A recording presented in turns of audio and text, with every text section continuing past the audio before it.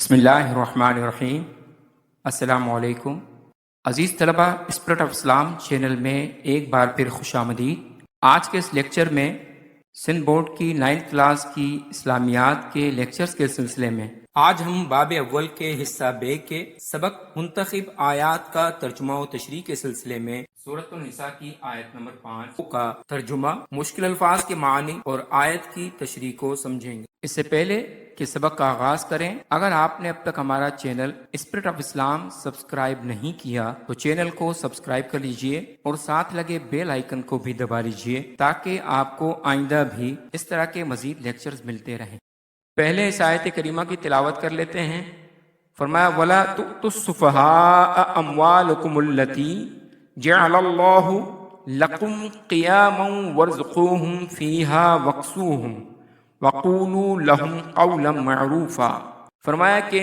اور کم عقلوں کو ان کا مال جسے اللہ نے تم لوگوں کے لیے سبب معیشت بنایا ہے مت دو، ہاں ان میں سے ان کو کھلاتے اور پہناتے رہو اور ان سے معقول بات کہتے رہو۔ چلتے ہیں اس آیت کے مشکل الفاظ کے معنی میں، جس میں پہلا لفظ ہے لا تو جس کے معنی ہے حوالے نہ کرو، اس کے بعد لفظ السفہاء جس کے معنی ہے نا سمجھ، تیسرا لفظ ہے اقسوہم جس کے معنی ہے تم انہیں پہناؤ۔ اس آیت میں یتیموں اور نا سمجھ اور معذور افراد کے ساتھ حسن سلوک اور ان کی بنیادی ضروریات کو پورا کرنے کا حکم دیا گیا ہے، اور یتیم بچوں کے کفیل کو یعنی ان کے سنبھالنے والوں کو درج ذیل ہدایات دی گئی ہیں کہ اگر یتیم بچے جوان ہو چکے ہوں مگر مال کی حفاظت کا طریقہ نہیں جانتے ہوں اور استعمال کی صلاحیت نہیں رکھتے ہوں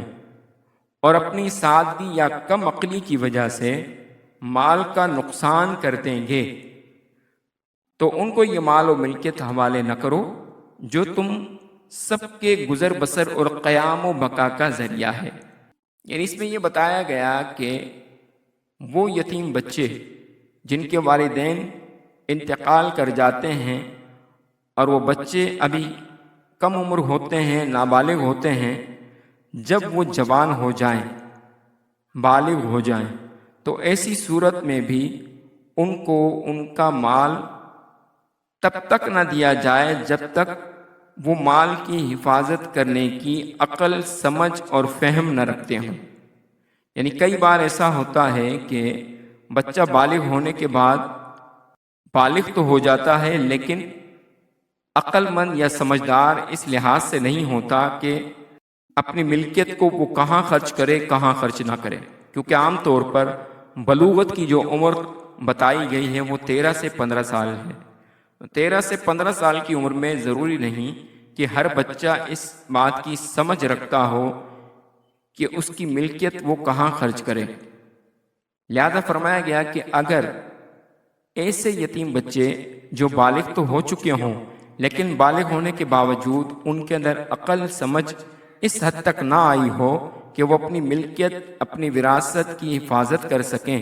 تو ایسی صورت میں ان کو ان کا مال دیے جانے سے اس لیے منع کیا گیا تاکہ کہیں وہ اپنے مال کی حفاظت نہ کر سکنے کی وجہ سے یا صحیح جگہ خرچ نہ کرنے کی عقل رکھنے کی وجہ سے وہ کہیں اپنا مال ضائع نہ کر دیں۔ لہٰذا جب تک وہ سمجھدار نہ ہو جائیں، اس قابل نہ ہو جائیں کہ وہ مال کے صحیح خرچ کے بارے میں جان سکیں، تب تک ان کو ان کا مال نہ دیا جائے، کیونکہ مال انسان کا ذریعہ معاش ہے۔ تھوڑی سی غفلت بھی مال اور صاحب مال کو نقصان پہنچا سکتی ہے۔ یعنی اگر کم عمری میں ان کو مال دے دیا جائے گا، ان کی ملکیت دے دی جائے گی، ہو سکتا ہے وہ حفاظت نہ کر سکیں یا فضول خرچی میں برباد کر دیں اور بعد میں ان کو اپنی زندگی گزارنے کے لیے مشکلات اٹھانا پڑے۔ آگے فرمایا گیا کہ یہ ملکیت ان کے حوالے کرنے کے بجائے ان کی ضروریات زندگی کا انتظام کرتے رہو۔ یعنی وہ مال جو ان کی وراثت میں، ان کی ملکیت میں موجود ہے، اس میں سے ان کی زندگی کے جو اخراجات ہیں، ضروریات ہیں، مثلا کھانے پینے، پہننے اوڑھنے، تعلیم و تربیت پر ان کا مال خرچ کر کے ان کو فائدہ دو، کیونکہ وہ بھی معاشرے کا حصہ ہے۔ یعنی اس ملکیت میں سے ان کے یہ انتظامات کیے جا سکتے ہیں۔ تیسرے نمبر پر بتایا گیا کہ اگر وہ اپنی ملکیت کا مطالبہ کریں، یعنی اگر وہ بالغ ہونے کے بعد کہیں کہ ہماری جائیداد ہمیں دے دی جائے، تو ان سے اچھی بات کہو کہ یہ ملکیت تمہاری ہی تو ہے، ہم تو بس نگراں و سرپرست ہیں،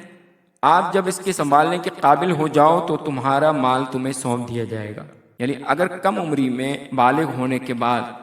اگر کوئی بچہ اپنے سرپرستوں سے، یعنی اس کے چچا یا جو کوئی بھی ہوں، ان سے اگر وہ اپنا مال مانگنے کا مطالبہ کرے تو بجائے اس کے کہ انہیں ڈانٹ ڈپٹ کی جائے،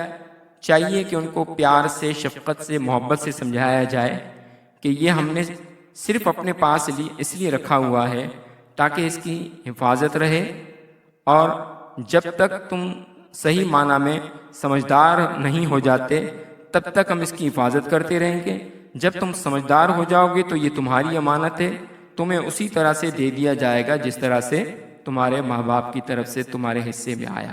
عزیز طلبہ، امید ہے کہ آپ کو آج کا لیکچر پسند آیا ہوگا۔ اگر آپ کو لیکچر پسند آیا تو چینل کو سبسکرائب کر لیجئے اور بیل آئیکن کو بھی دبا لیجئے تاکہ آپ کو آئندہ بھی اس طرح کے مزید لیکچرز ملتے رہیں۔